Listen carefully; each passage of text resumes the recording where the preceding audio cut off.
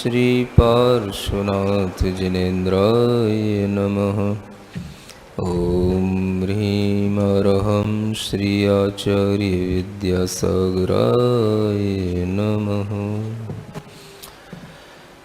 पार्श्वनाथ भगवान की इस कथा में भगवान पार्श्वनाथ का केवल ज्ञान हो चुका है।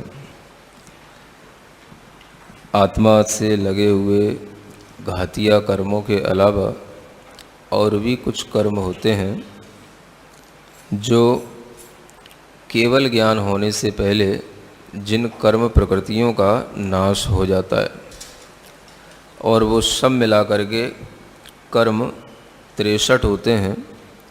इसलिए कहा जाता है कर्मन की 63 प्रकृति नाश। हाँ, उन कर्म प्रकृतियों के नाश से वह केवल ज्ञान को प्राप्त हुए और 5000 धनुष ऊपर जब वह प्रभु की काया उठ जाती है तो वहीं पर एक समव शरण की रचना इंद्र के माध्यम से होती है। उसी का अब ये वर्णन होता है कि जैसे गर्भ जन्म और तप कल्याणक के अवसर पर इंद्रों के माध्यम से पूजा की गई और वहाँ अपने आप सूचना पहुँच गई कि ऐसा कल्याणक होने का अवसर आया है, उसी तरह से केवल ज्ञान होने पर यह सूचना इंद्रों के पास पहुँच जाती है कि जो तीर्थंकर हैं उनको केवल ज्ञान की प्राप्ति हो गई है। जब इस तरह की सूचना चारों निकाय के देवों के पास पहुंचती है तो फिर सभी देव मिलकर के एक साथ आगे अपना सेना लेकर के भगवान के दर्शन हेतु, उनकी पूजन हेतु अपना यात्रा प्रारंभ करते हैं। और उसी क्रम में यह यहाँ पर कैसे कैसे वो देवलोक चलते हैं ये वर्णन यहाँ बताया जा रहा है। प्रकटो केवल रवि किरण जान परिफूल्यो त्रिभुवन कमलताम आकाश अमल दीश अनूप दिश विदिश भई सब विमल रूप सुरलोक बजे घंटा गरिष्ठ तरु करण लगे तहाँ पुह पविष्ट इंद्रासन कापि अति गिरीश आनम्र भये मणिमुकुट शीश इत्यादिक बहुविध विहत चार प्रभु केवल सूचक भय चार। तब अवधि जोड़ जान्यो सुरेश क्षय करे कर्म पारस जिनेश सिंहासन तज निज शीश नाय प्रणमो परोक्ष मुख उरनाय इंद्राणी पूछ कह कंत क्यों आसन तज उतरे तुरंत। जब भगवान को केवल ज्ञान की प्राप्ति होती है उस समय पर देवलोक में घंटा बजने लगते हैं, है ना, पुष्प वृष्टियाँ होने लग जाती हैं और वह इंद्र इन सब सूचनाओं को देख कर के समझ लेता है कि प्रभु को केवल ज्ञान की प्राप्ति हो गई है। उसी समय पर इंद्र हाथ जोड़ करके अपना सिंहासन छोड़ करके सामने 7 हाथ आगे बढ़ कर के प्रभु को नमस्कार करता है। और ये देख कर के इंद्राणी जो वहाँ रहती है वह पूछती है कि ये अकारण से आप सिंहासन से क्यों उतर बैठे और किसको आप नमस्कार कर रहे हैं। तो उसी का यहाँ पर फिर वो उत्तर देते हैं किस, हाँ, ऐरावत कारण स्वामी नयो शीश प्रतिपद देहु ईश। तब बोले विकसत देवराज प्रभु उपजो केवल ज्ञान आज ऐरावत गज सज सपरिवार प्रथमेंद्र चल्यो आनंद अपार बाजे बहु भेद सब वर्णत करत लगे अभेद। ईशान प्रमुख सब स्वर्गनाथ, निज वाहन चढ़ चढ़ चले साथ। हरिनाद सुन्यो ज्योतिषी देव, चंद्रादि चले तब पंचमेव। भावन घर बाजे शंख भूरि, दश विध सुर निकषे हर्ष पूरी। वसुविंतन घर गरजे निशान, यो परयन सब कीनो पयान। यूं चलो चतुर्विध सुर समाज, जिन केवल पूजा करन काज। अंबर तज आए अवनि माहि, जहाँ समव शरण ध्वज फहराई। जो सुरपति को उपदेश पाय, धनपति ने कीनो प्रथम आय। वर पंच वर्ण मणिमय अनूप, जग लक्ष्मी को कुल ग्रह स्वरूप। समौ शरण की संपदा, लोकोत्तर तिहि मौन। वचन द्वार वर्ण तिश, सोबुध समरथ कौन। पैथल अवसर पाय, धर्म ध्यान कारण निरखी। लिखो लेश मन लाय, पढ़त सुनत आनंद बढ़े। यह समौ शरण का वर्णन अब यहाँ से कवि प्रारंभ करता है। कहते हैं कि समौ शरण का वर्णन वैसे तो कोई भी करने में समर्थ नहीं है, लेकिन फिर भी जब हम इस तरह का वर्णन सुनते हैं तो हमारे लिए धर्म ध्यान की एक बात बन जाती है, धर्म ध्यान करने का एक निमित्त बन जाता है। और ऐसा ही ये निमित्त बनाने के लिए समौ शरण कैसा होता है, कहाँ तक समौ शरण का विस्तार होता है, समौ शरण में कितनी भूमियाँ होती हैं, कितनी वीथियाँ, कितने कोट, कैसे कैसे पार करते हुए कहाँ हम भगवान के दर्शन कर पाते हैं, इसका भी वर्णन यहाँ पर अब आगे किया जाना है। तो आप लोग भी इस समौ शरण के वर्णन को अच्छे ढंग से देख करके पढ़ करके समझने की कोशिश करेंगे। मंगल भवन अमंगल हारी, पारसनाथ जगत हितकारी। सुख संपत सब ही घर आवे, पारस कथा भविक जो गावे। पहली गोल पीठिका ठई, इंद्र नील मणिमय निर्मयी। पाँच कोस चौड़ी परवान, तीन लोक उपमा नहीं जान। जाके चहु दिस गिरदाकार, बनी पैड़िका 20,000। हाथ हाथ पर ऊंची लसे, नभ पर जंत देखी दुसनसे। तापर धूलि साल उतंग, पंचरतन में सर्वं।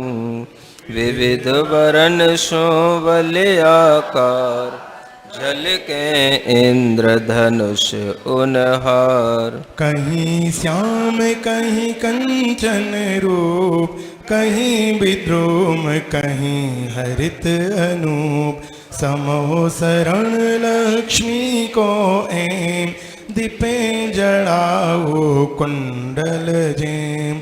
चारों दिशि तोरण बन रहे, कनक थंब ऊपर ले रहे। आगे मान भूमि है जहाँ, मान थंब चारों दिस तहाँ। तिनकी प्रथम पीठिका बनी, 16 पैड़ी संजुत ठनी। चार चार दरवाजे ठान, तीन तीन ताह कोट मान। तिनमें और त्रिमेक पीठ तिर पे, मन थाम्ब थिर डीठ। अति उतंग कंचन की ठय, छत्र जुजादिक कलसों छवि छय। क्या हो रहा है? जो समौ शरण होता है उसका प्रारंभ से वर्णन किया जा रहा है। सबसे पहले एक गोल पीठिका होती है जो इंद्र नील मणि की बनी हुई होती है। 500 कोस चौड़ी है वह, 5 कोस चौड़ी है वो। तीन लोक की उपमा जिसके लिए नहीं दी जा सकती, इतना सुंदर वह लगती है। और चारों दिशाओं में वह गोल है। जो सबसे पहली पीठिका है समो शरण की, जहाँ से सीढ़ियाँ बनती हैं, और वह सीढ़ियों पर चढ़ कर के कोई भी जीव जो उस सीढ़ी पर पैर रख लेगा, चाहे वो बूढ़ा हो, चाहे वो लंगड़ा हो, चाहे वो बिल्कुल ही बच्चा हो, वह किसी भी प्रकार से असमर्थ हो या युवा हो, उन 20,000 सीढ़ियों को वह क्रॉस करने में उसे अंतर मुहूर्त से ज़्यादा नहीं लगता। ये सब देवों के प्रभाव से वहाँ पर ऐसी व्यवस्थाएं रहती हैं।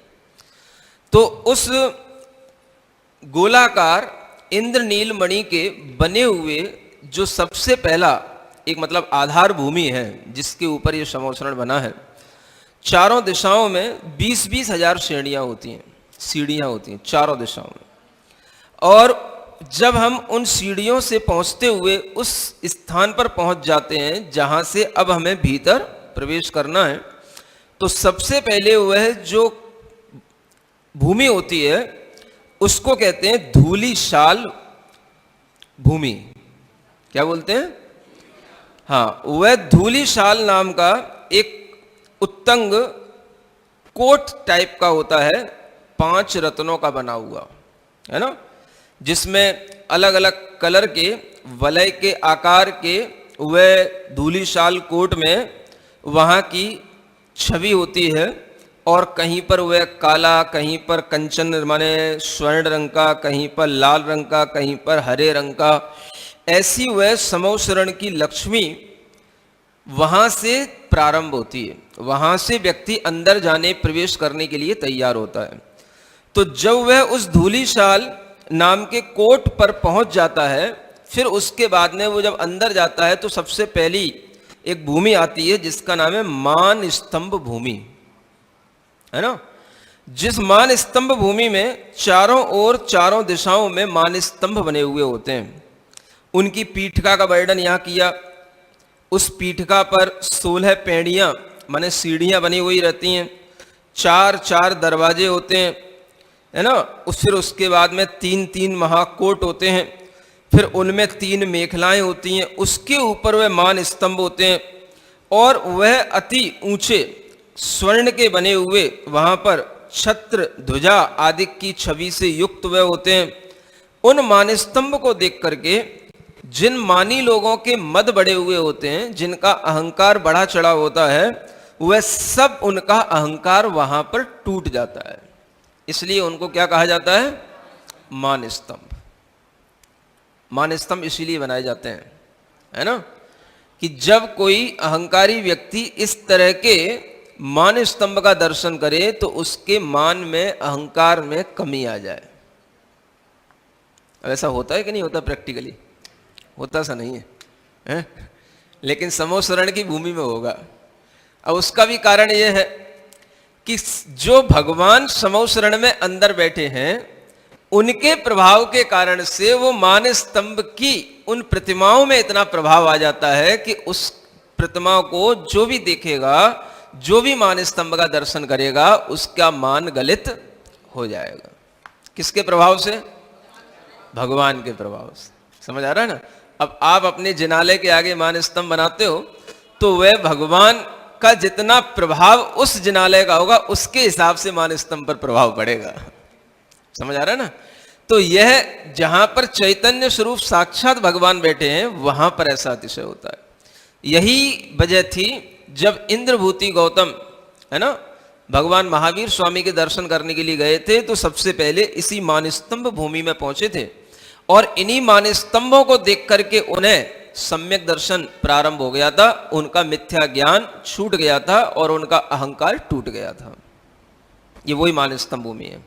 तो यहां से वह बात प्रारंभ होती है, और फिर आगे जैसे जैसे हम बढ़ते हैं, यहाँ का वर्णन किया जा रहा है कि जिसको देख करके मान रूपी महागिरी पर जो चढ़े रहते हैं वो उतर आते हैं। मूल भाग में प्रतिमा रहती हैं, वो बड़ी मनोहारी होती हैं। इंद्र आदि उन प्रतिमाओं की पूजा किया करते हैं, है ना। माने मानस स्तंभ में भी जो प्रतिमाएं होती हैं उनकी भी पूजा देव लोग किया करते हैं, इंद्र आदि उनकी पूजा भी किया करते हैं। तो यही विक्रिया है ना। हाँ, वो सब उन्हीं तीर्थंकरों की प्रतिमाएं होंगी जिनके तीर्थंकरों के वो मानस स्तंभ होते हैं। तो उन मानस स्तंभों में एक तरफ तो इंद्र जो है बैठा हुआ अंदर भी भगवान का पूजन आदि कर रहा है, और बाहर भी उनके माध्यम से पूजन आदि जहां जहां पर जिन प्रतिमाएं होती हैं वो भी चलती रहती हैं। एक एक दिस चौदिस ठई सहज वापिका वारिज छई, नंदादिक शुभ जिनके नाम चारों दिश 16 सुखदाम। आगे खाई शोभित खरी औड़ी अधिक विमल जल भरी। तीन तीर राजे चहोर हंसी कलापि करे जय शोर। हाँ, अब जब ये आगे बढ़ते हैं तो फिर उसके बाद में एक एक दिशा में वापिकाएं फिर मिलेंगी, है ना, जिनमें बहुत सारे फूल खिले हुए रहते हैं, है ना। और वो वापिकाएं चारों दिशाओं में 4-4 वापिकाओं होने से 16 वापिकाएं बताई गई हैं, जिनके नंदा आदि जिनके शुभ नाम होते हैं। फिर उसके आगे बढ़ते हैं तो खाई मिलती है ना, जिसमें बहुत सारा निर्मल जल भरा हुआ रहता है, और जिसमें हंसों का समूह जो है वहां पर क्रीड़ा कर रहा होता है। वलयाकृति खाई बनी निर्मल जल लहरे, किधो विमल गंगा नदी प्रभु पर दर्शना देय। वह खाई वलय के आकार की होती है, निर्मल जल उसके अंदर लहराता रहता है, ऐसा लगता है कि जैसे गंगा नदी प्रभु की प्रदक्षिणा दे रही हो। आगे पुहप वे लवन सार महासुगंध मधुप सुखकार, सगन छाह सब ऋतु के फूल फूले जहाँ सकल सुख मूल। या के अंतर दुति धरे कंचन कोट प्रथम मन हरे, बलियाकृति अति उन्नति जे मानो मान तो शीघ्र ये। चहुदिस सोहे 4 द्वार रूपमयी तिखने मनहार, रतन कोट ऊपर जगमगे लाल वरन अति सुंदर लगे। किधो करुण जय ठाक उठाए जग लक्ष्मी नाचे बिहसाए, नौ निधि जहाँ रहे अभिराम पिंगलादि है जिनके नाम। प्रभु अजोग गिन दीनी छार वे मछली से वे दरबार, मंगल दरब 108 धरे प्रत्येक मनोहर ठाठ। गावे जिन गुण देव कुमार और विविध शोभा तहसार, विंदर देव खड़े दरबार विनयहीन को देहि न जान। यह जैसे जैसे आगे बढ़ते हैं, है ना, फिर पुष्पों की वाटिकाएं मिलती हैं जिनमें महासुगंधित फूल हुआ करते हैं। सभी 6 ऋतुओं के जहाँ पर घने वृक्ष होते हैं और उनकी छाया, हर कोई उन छाया में बैठने की इच्छा करता है। फिर उसी के कुछ अंतर से और आगे बढ़ते हैं तो पहला एक स्वर्णमयी कोट मिलता है जो वलय के आकार का घेरा हुआ होता है, मानो मानसोत्तर पर्वतीय आकर के हो गया हो, जिसके 4 दिशाओं में 4 द्वारे होते हैं। रतनकूट ऊपर लगा हुआ होता है, लाल वर्ण का वह अति सुंदर लगता है, जहाँ पर 9 नदियाँ हमेशा विलसित रहती हैं, और वह सभी 9 निधियों के साथ में 108 मंगल द्रव्य जहाँ पर रखे रहते हैं, और व्यंतर देव जहाँ पर दरबान की तरह खड़े हुए रहते हैं, है ना, दरबान जानते हो, हाँ, गेट कीपर की तरह व्यंतर देव जहाँ खड़े हुए रहते हैं। और वह व्यंतर देव देखते हैं कि जिसकी मानस्तंभ भूमि में मान गिर गया है वह विनयवंत होकर के अब आगे जा रहा है कि नहीं जा रहा है, समझ आ रहा है ना। अगर वो सिर चढ़ा करके और बिना विनय के ऐसे ही घूमते हुए आगे जा रहा होगा तो व्यंतर देव उसको वहीं पे रोक देगा, आगे नहीं बढ़ने देगा, समझ आ रहा है। मानी लोगों का उसमें प्रवेश नहीं होता है आगे चल के। यह पहले गढ़ की विधि कही आगे और सुनो अब सही, गोपुर तज चारों दिश गली गमन हेत भीतर को चली। तहा निरतशाला दुपा सब दिश में जानो सुखवा, सुवर्ण गत बड़ी में प्रेमी तिखनी मणि में शिखर पुनी। जब यहाँ से और आगे बढ़ते हैं, है ना, पहला गढ़ माने पहला जो है कोट है एक, वो पार कर लिया। ऐसे अभी 2 कोट और हैं, 3 कोट होते हैं। तो 1 कोट पार करने के बाद में जब और आगे बढ़ते हैं तो फिर गोपुर चारों दिशाओं में, माने 4 बड़े बड़े दरवाजे मिलते हैं, है ना। वहां से गलियां निकलती हैं, जिन गलियों से होकर के ही हम अंदर जा सकते हैं। तो जब उन गलियों से निकलते हैं तो हर दरवाजे पर नृत्यशालाएं बनी रहती हैं। क्या होती हैं? हाँ, जहां पर देवियां, अप्सराएं, जहां पर दरवाजों पर ही जो है उनके स्थान बने हुए होते हैं, उनमें वह नृत्य करती रहती हैं। और फिर जो है उस नृत्यशाला में से नृत्य देख कर के भी जो जीव आगे बढ़ते हैं उन्हें फिर वह और आगे बढ़ने का मौका मिलता है। तो बहुत से लोग तो नृत्यशाला में नृत्य देखते रह जाते हैं, समझ आ रहा है ना। और तब तक भगवान का वह दिव्य ध्वनि का कार्यक्रम हो चुका होता है। तो सुवर्ण थंब फटिकमय भी तिखनी मणिमय शिखन पुनीत, है ना। फिर आगे जब प्रवेश करते हैं तो फिर एक स्फटिक मणि का फिर एक कोट मिला बनता है, स्फटिक मणि की जिसकी दीवालें होती हैं, स्वर्णमय जिसके स्तंभ लगे हुए होते हैं, ऐसा मणिमय कोट फिर आगे मिलता है। ये 10 एक जात की जान, एक एक सौ बाजे बीन बांसुरी ताल, सुरमणिता नाचे जयेम, लावन तोय तरंगणी जे, मंदिहास मुख सोही खिरे, जिन मंगल गावे सुख भरे। बाजे बीन बांसुरी ताल, महामुरज दुनि होए रसाल, आगे भी थी अंतर धरे, दोनों दिशा धूप घट भरे। पढ़ते जाओ।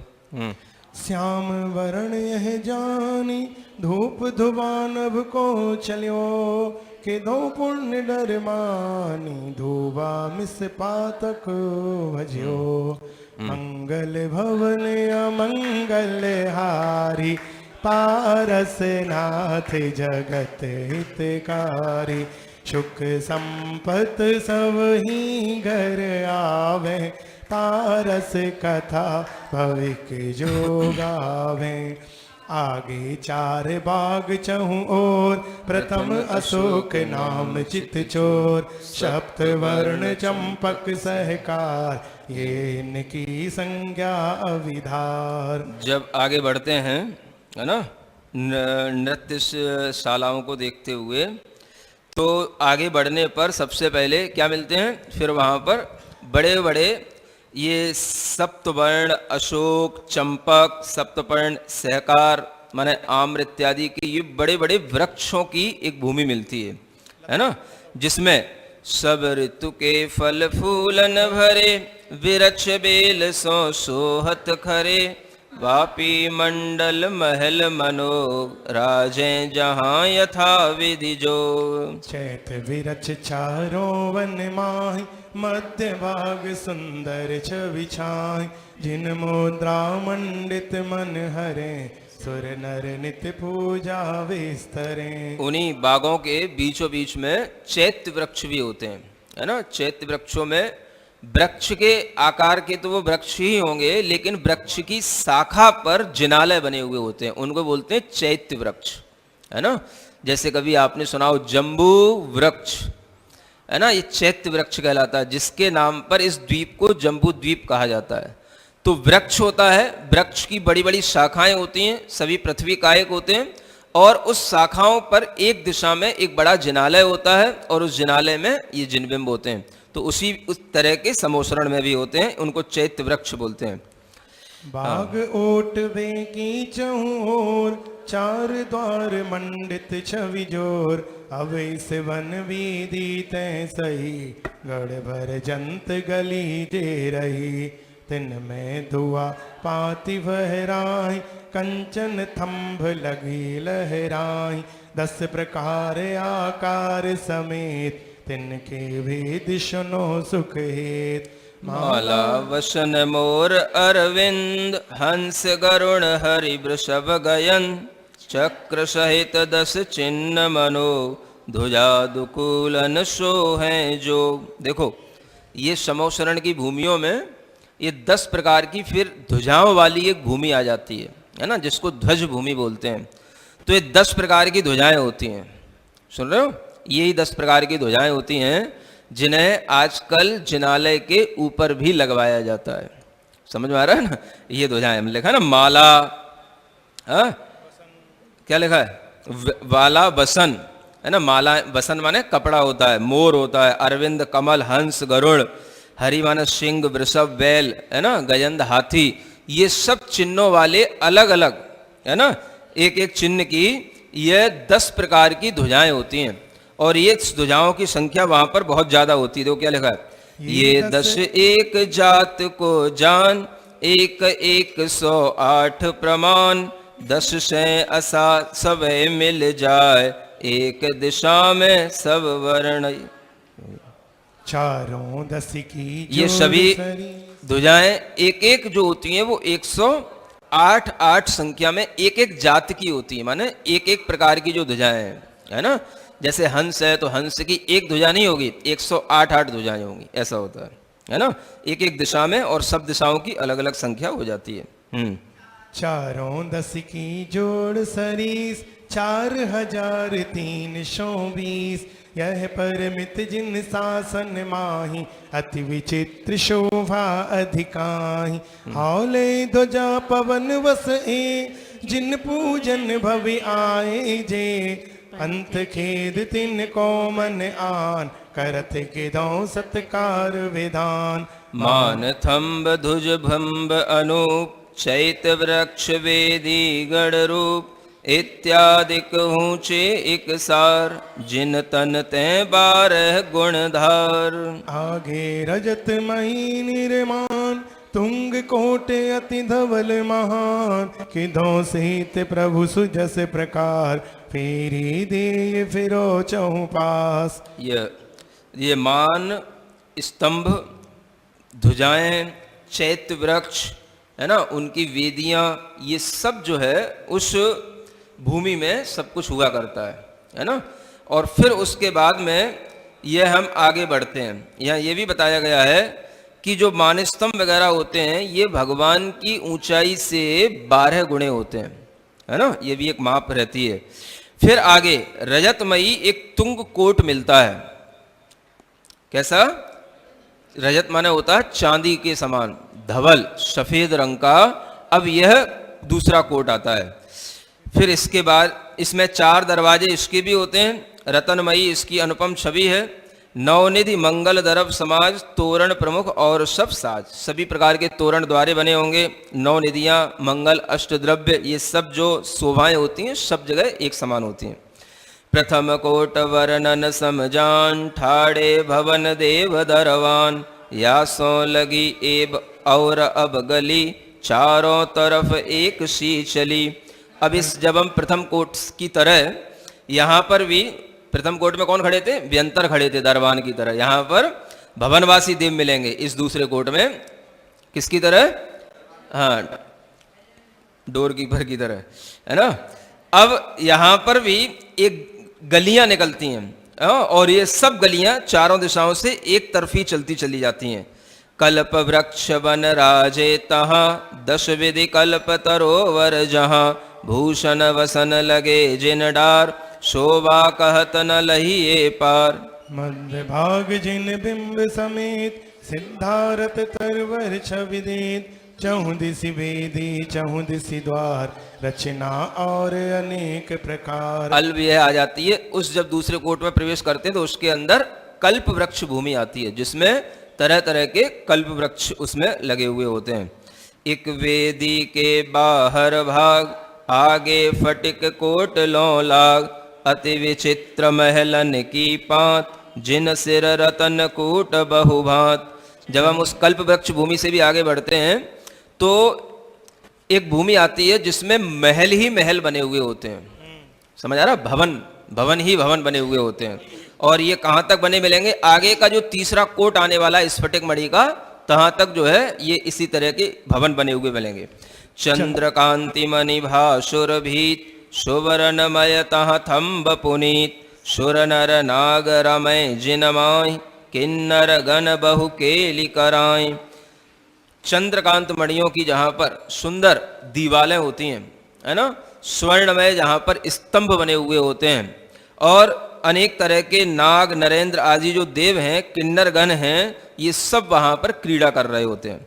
वीथि मध्य देश शुभ रूप मत्मराग मणिमय नवतूप ध्वजा छत्र घंटा छवि दे जिन मुद्रासों, मतलब फिर उन गलियों में मान स्तूप मिलते हैं। क्या मिलेंगे?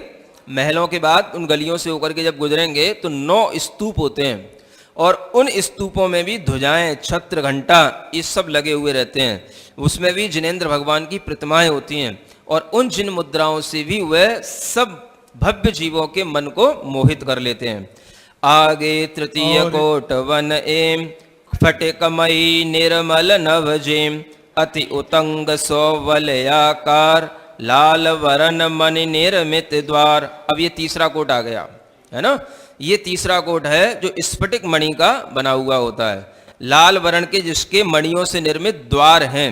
और कथन पूरववत जान ठाड़े स्वर्ग देव धरवान महामनोहर लोचन हारी अनुपम शोभा अचरजिकारी। इस स्फटिक मणि के इस कोट में जो तृतीय कोट है, इसमें प्रवेश करने पर के लिए भी चारों ओर 4 दरवाजे हैं, गोपुर जिन्हें बोलते हैं। और उन दरवाजों से प्रवेश करते हुए जो छवि पहले बताई है ना, तोरण द्वार मिलेंगे, उसमें अष्टद्रव्य होंगी, 9 निधियां होंगी, ये सब पूर्व के समान ही रहती है। लेकिन यहाँ पर सेवा के रूप में दरबारी बनकर के जो खड़े रहते हैं दरवाजों पर, वो स्वर्ग के कल्पवासी देव होते हैं। अब सुन मध्य, इसी स्फटिक कोट में प्रवेश करने के बाद में अब आपको भगवान के दर्शन होंगे। समझ आ रहा है ना। ये तीसरा कोट है। इसी के अंदर वह गंधकुटी पर विराजमान तीर्थंकर प्रभु का वह सिंहासन होता है। तो इतना आपको भीतर सब पार करके जाना पड़ता है, तब भगवान के दर्शन होते हैं। समझ आ रहा है। 3 कोट और उनके बीच बीच में जो ये शोभा है, तरह तरह की, कहीं ध्वज भूमियां हैं, है ना, 7 प्रकार की ये भूमियां होती हैं। तो उसमें कहीं ध्वज भूमियां, स्तूप भूमियां, है ना, महावृक्षों की भूमियां, कल्प वृक्ष वगैरह की, ऐसे पार करते हुए घूमते हुए बहुत बड़ा जो है मतलब एक विस्तार होता है।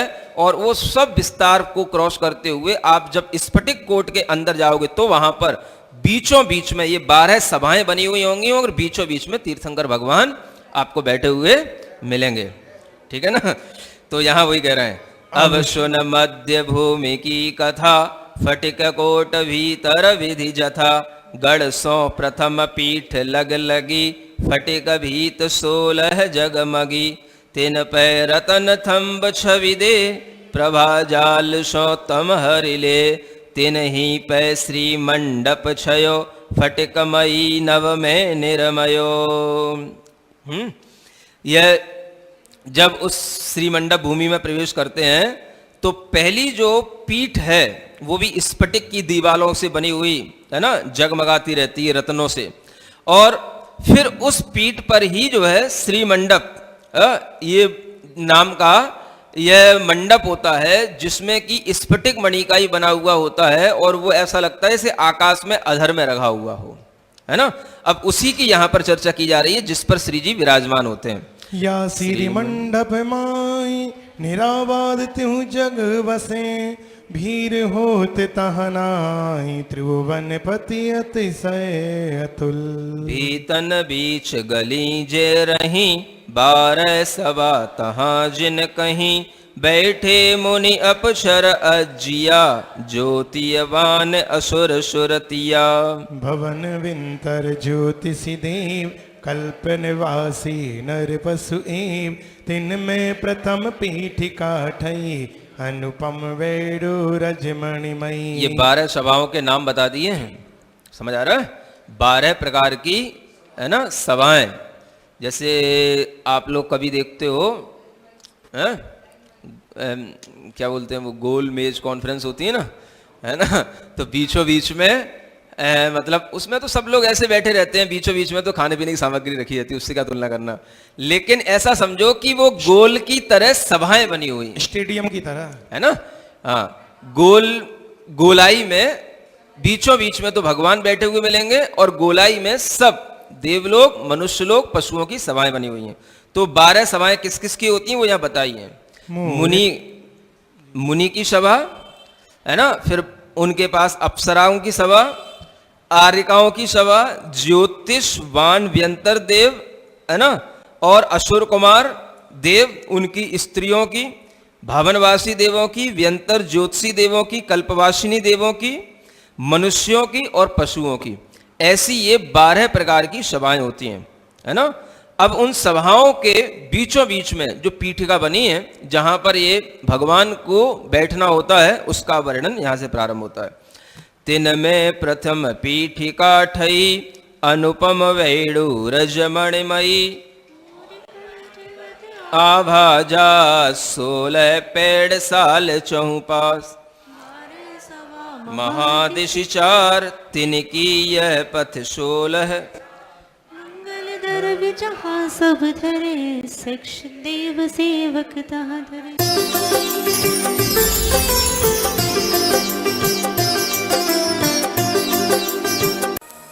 हमारा बेटा नोएडा में रहता है, बेंगलोर में सर्विस कर रहा है, हमारा बेटा इधर गुड़गांव में सर्विस कर रहा है, 5 दिन महाराज नहीं आ पाया, नहीं आ सकता है, आईटी कंपनी में काम कर रहा है। बुलाइए अपने बच्चों को, 31 तारीख 1 तारीख बुलाइए, कॉर्पोरेट लेवल का एक अलग प्रोग्राम हो रहा है, ऐसे ही बच्चों के लिए हो रहा है। किसी भी तरह का जो प्रोफेशन कर रहा है, किसी भी तरह से जो बॉस के प्रेशर में है, पीयर प्रेशर में है, किसी भी तरह से अपनी 7 दिन की जिंदगी में से 5 दिन तो बिल्कुल भाग दौड़ और उसी एक टेंशन में निकाल देते हैं। अब बाकी के बच्चों की 2 दिन में भी क्या करें, तो खा पी करके पड़े रह जाते हैं, कहीं होटलों में चले जाते हैं। कैसे लाइफ जिएं, कैसे लाइफ को बैलेंस करें, मैनेज करें, ये सब सिखाने के लिए ही एक दिन भर का प्रोग्राम आपके सामने, दिन भर का। बाहर से आए तो रात में रुकने की भी व्यवस्था है, और अगर आपके रिश्तेदार हों तो शाम को अपने घर ले जाना, आपके घर के लोग हों तो शाम को अपने घर ले जाना। दिन भर हमारे पास छोड़ दो, 1-2 दिन के लिए तो छोड़ो, 2 दिन के लिए तो उन्हें यहाँ बुलाओ। स्पेशल प्रोग्राम उन्हीं के लिए है।